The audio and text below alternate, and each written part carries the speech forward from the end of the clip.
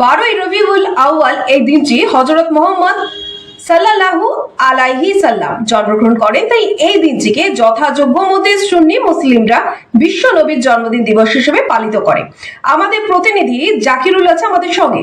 জাকিরুল, তুমি বিস্তারিত জানাও আমাদেরকে। 12ই রবিউল আউয়াল এই দিনটি সুন্নি মুসলিমরা বিশ্বনবীর জন্মদিবস হিসাবে পালিত করে। সারা দেশ জুড়ে চলছে বিশ্বনবীর জন্মদিবস।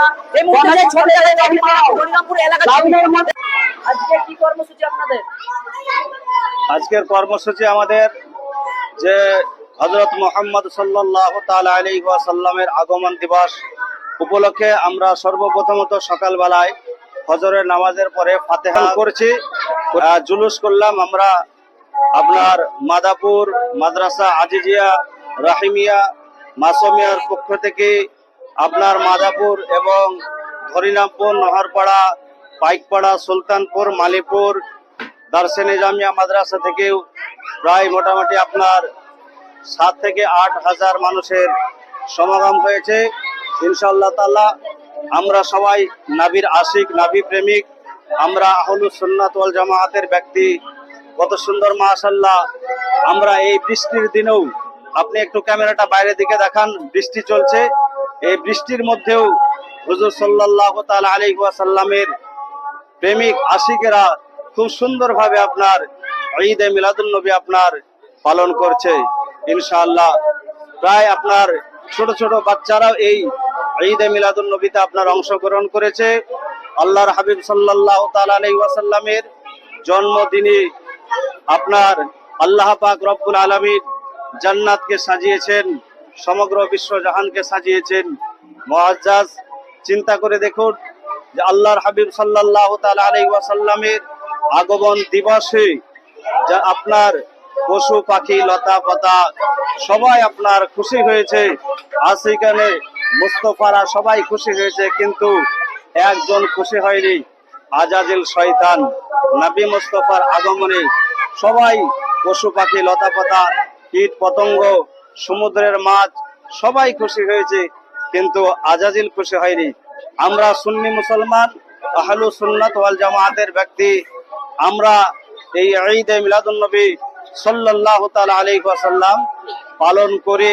ইনশাআল্লাহ এই ঈদে মিলাদুন নবী যতক্ষণ পর্যন্ত আশিকে রাসূল থাকবে পৃথিবীর জমিনে, ততক্ষণ পর্যন্ত এই ঈদে মিলাদুন নবীর আপনার ঝান্ডা উড়বে, এই ঈদে মিলাদুন নবী পালন করবে ইনশাআল্লাহ।